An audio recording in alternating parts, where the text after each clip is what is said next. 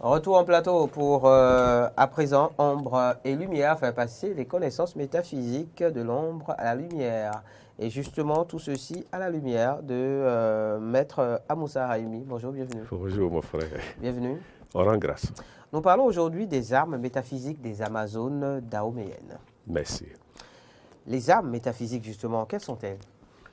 Permettez d'abord que nous rendons hommage, comme nous disons, à Valou. Oui, À partir du Tassirangbe, mais il y a aussi le roi Ahoglélé, justement. jusqu'à l'illustre Béanzin. Mhm. Et aujourd'hui, avec notre cher président Talon, avec cette magnifique statue en mémoire de cette Ces Amazones. vaillance Mhm. qui nous caractérise et dont nous devons nous approprier, puisque c'est surtout le rôle C'est cela qui de s'agit. ce symbole Mhm. que le chef d'État a illustré, que nous retrouvons cette vaillance, cette audace, Mhm. cette capacité à nous faire respecter parce que nous ne sommes pas le sang.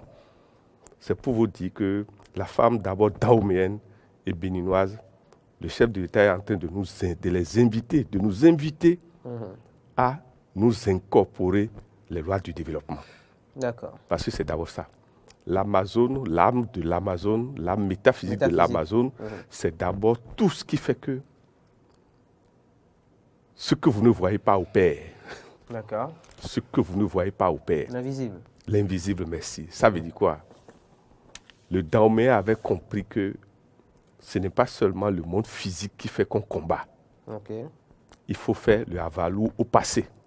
Ceux D'accord. qui ont fait la même chose avant nous, vous qui êtes là, l'idéal, c'est que chaque fois que vous mettez le pied dans le studio, Oui. même en silence, vous faites avalou à tous les anciens journalistes qui ont opéré avant vous et qui sont dans le monde de l'au-delà. L'invisible.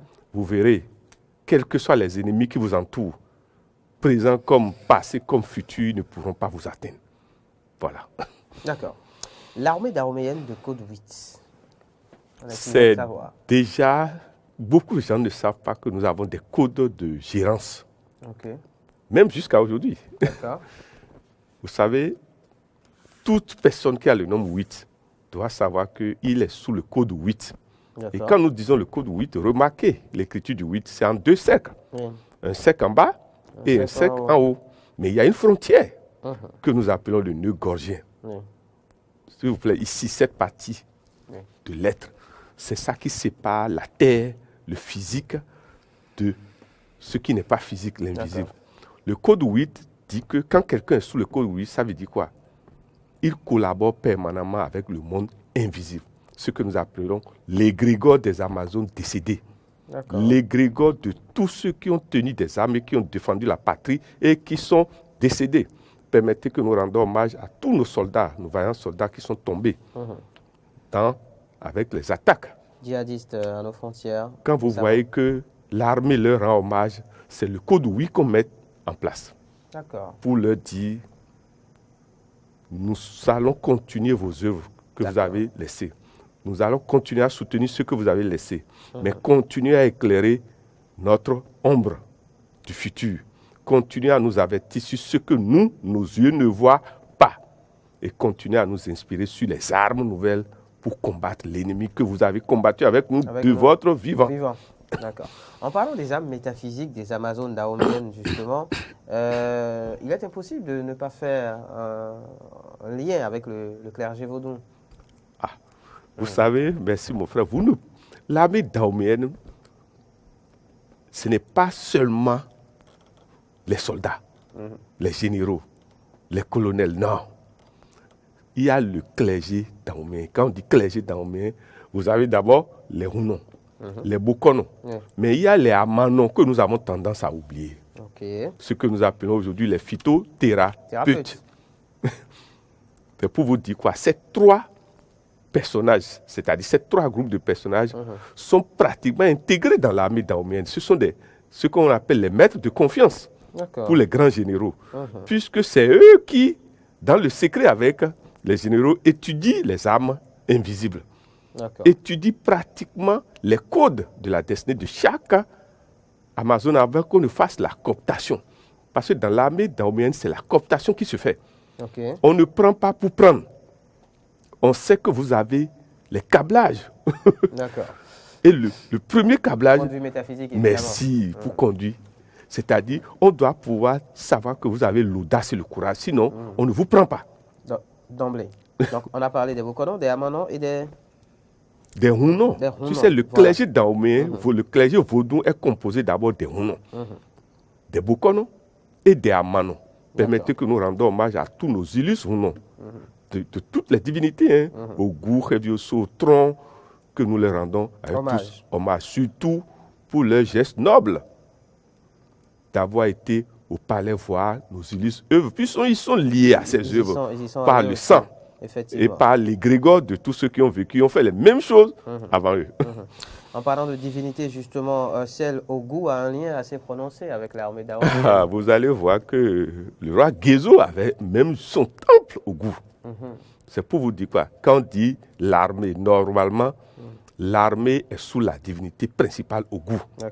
Puisque quand on dit la défense, la divinité qui défend vraiment, c'est d'abord au goût, qui gère d'abord l'élément fer.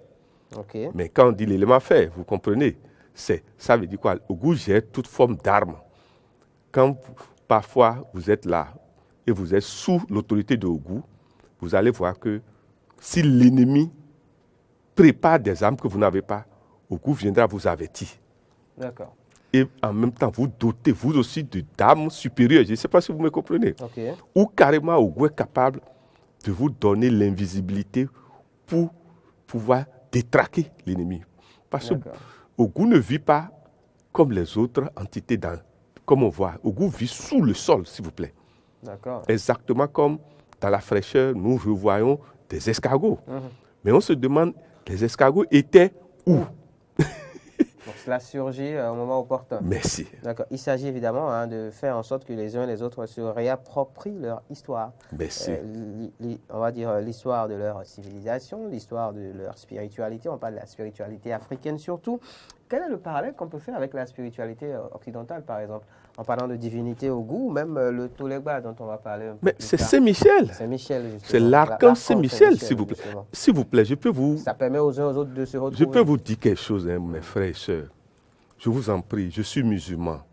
Mais mes parents sont vaudisants de haut niveau. Permettez que je n'en parle pas.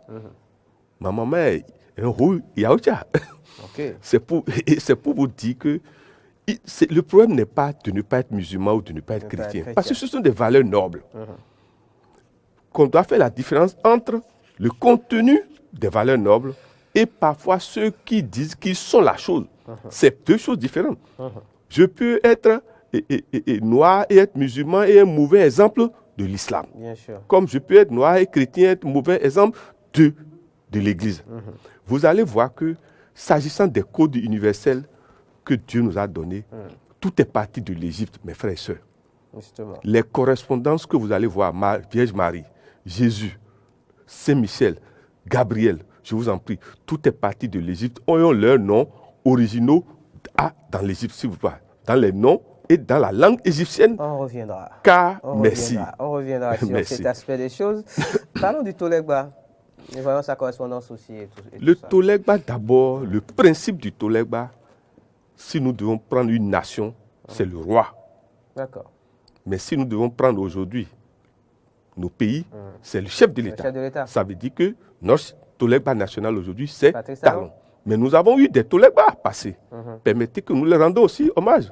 Le docteur Thomas Bouni-Yahi, c'est notre Tolegba.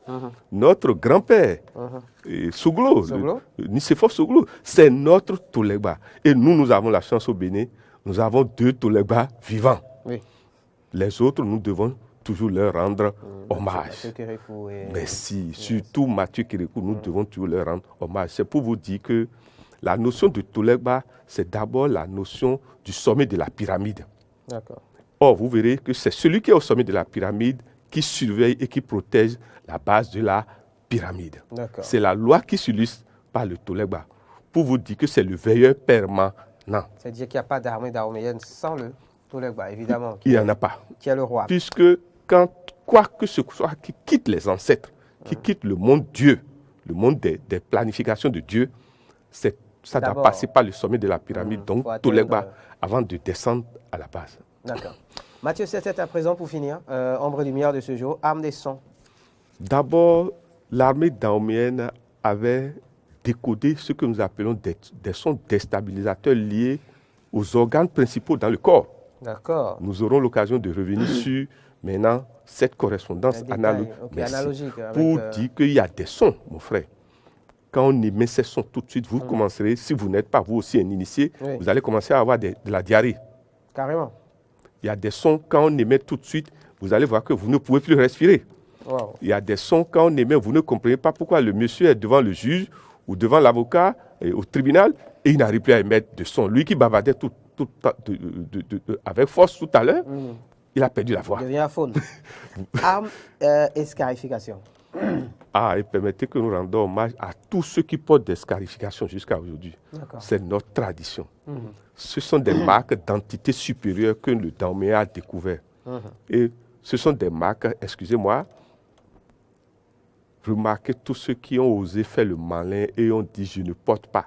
Et dont on n'a pas fait les rites de transfert, d'achat et de rachat. Remarquez comment ils vivent jusqu'à aujourd'hui. D'accord. C'est-à-dire qu'au travers des scarifications, il y a aussi...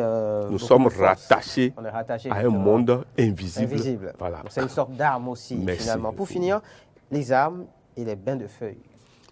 C'est surtout les amanons. Mais pour que le amanon opère, il faut aller voir d'abord soit le Hunon ou le Babalaou. D'accord. Le devin. Et c'est le devin par rapport à la situation, ce que vous lui avez posé, vous dit, allez voir tel. Mais pour l'armée, par rapport à l'ennemi qu'on veut atteindre, il y a ce qu'on appelle la préparation en neuvaine, ce que nous appelons la neuvaine aujourd'hui. Ça existait, mais chez nous, ce n'est pas aller s'enfermer à l'église. C'est surtout quand on vous emmène dans ce que nous appelons le Hawanzou. D'accord. La forêt sacrée qui vous prépare à la guerre. Et c'est là, s'il vous plaît, mon frère, les bains rituels sont faits de manière à ce qu'on prépare votre corps à supporter la charge des épreuves, de la douleur et parfois à être insensible, s'il vous plaît. Se réapproprier son histoire. Et on a parlé aujourd'hui justement de l'armée des armes métaphysiques des Amazones dahoméennes. Justement, quelles sont ces armes-là et comment les utilisait-on à l'époque? Sont-elles toujours d'actualité? Quel parallèle faire avec les réalités actuelles? On a tenté un peu de dire tout ça au travers de Ombre et Lumière de ce jour avec Maître Amoussa Haïmi. Merci, Maître. Dieu est grand. Rendez-vous mardi prochain. S'il plaît à Dieu.